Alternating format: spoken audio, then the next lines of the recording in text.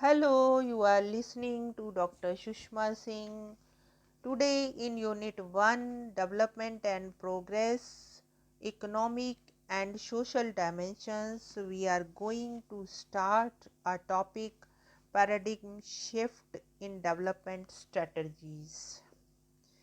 The post-colonial development world since the early 1970s has experienced a phenomenal shift in the development strategy.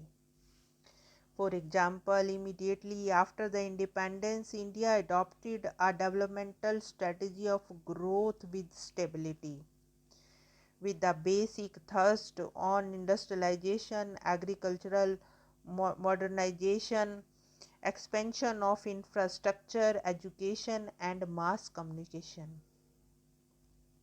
However, in the backdrop of the declining access to the vast number of people to the means of livelihood, security, literacy, healthcare facilities, housing, and other basic necessities of life, the philosophy of social justice was integrated in the development discourse in 1970s.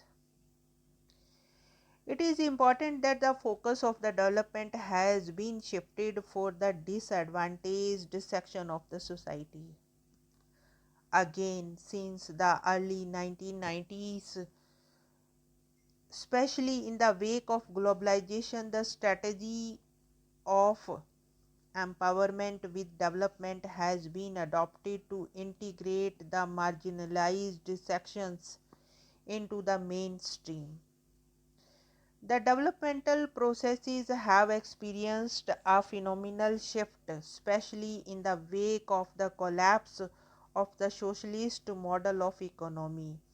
The fast spread of neoliberalized globalization, introduction to new structural adjustment programs, formation of the World Trade Organization, and enactment of GATT and GATS agreements.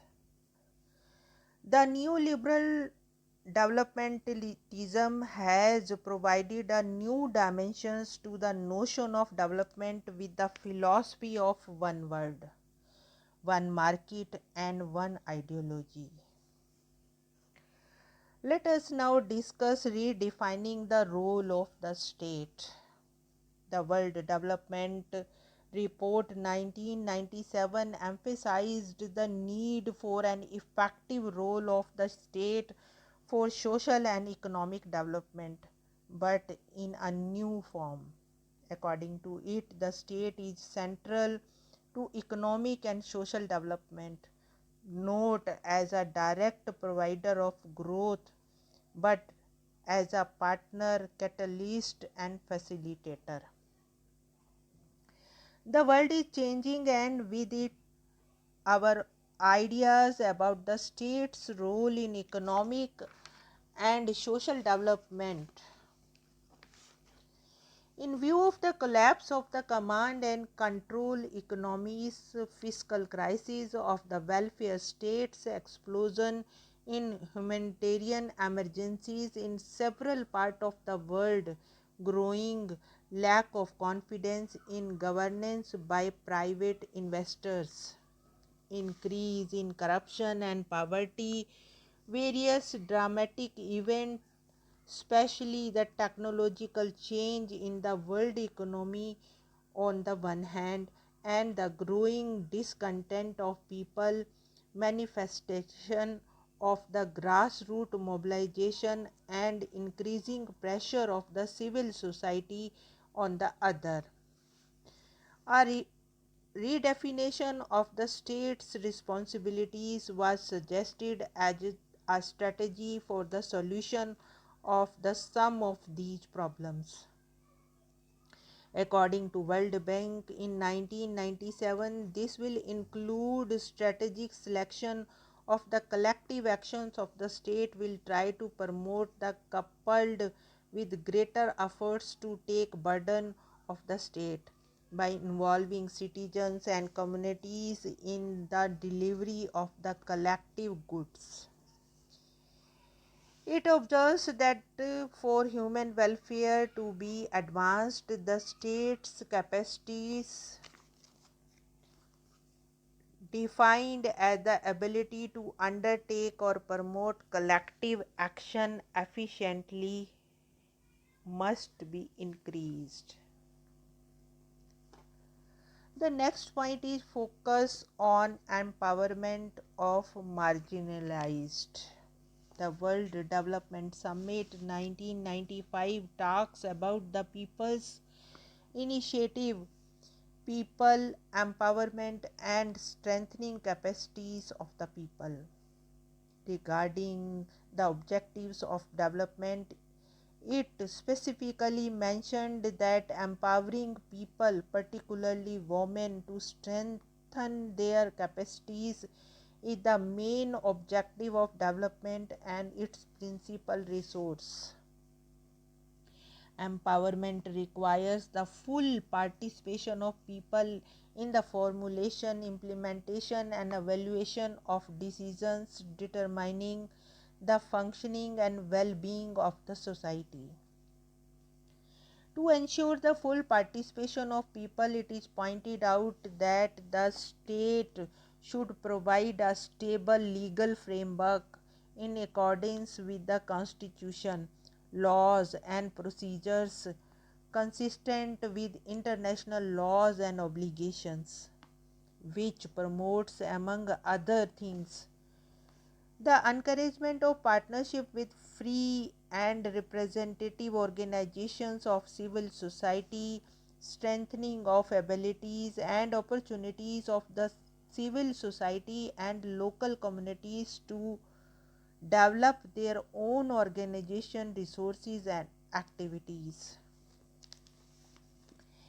It is apparent that within the given perspectives of the stable legal framework, strategic selection of collective action by the state, possible partnership of the state and the civil society, and the state sponsored initiatives of the civil society to have their own organization, certain important dimensions have emerged. These encompasses all initiatives for empowerment of the marginalized group should be in accordance with the prescribed rules of the land, and the state will selectively co-opt people's initiative as and when required. And also, the civil society organizations would play a significant role for empowerment of the marginalized. Besides proactive state intervention, civil societies are going to play an important role in the emerging development discourse and empowerment. Now, let us conclude our chapter. Development and progress are social processes. These processes have not got a uniform pattern all over the globe, as the humanity is diversely located in terms of their geography, economic, technological, and political advancement. However, notwithstanding these variations, efforts are made by the social scientists to develop a broad perspective on development and progress. At times, these perspectives have emerged to be contradictory in nature.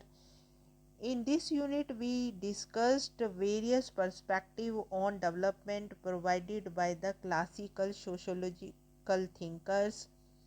We have also discussed the various models of the development as propagated and used by the capitalist, socialist, and the third world countries. Shift in the development perspective since the late 1970s and the emergence of the notion of human development and the strategies of development with empowerment of marginalized is also dealt with in the unit. This unit has laid the foundation for a broad analysis of sociology of development, which would be followed in the subsequent unit of this book. Thanks for listening this lecture.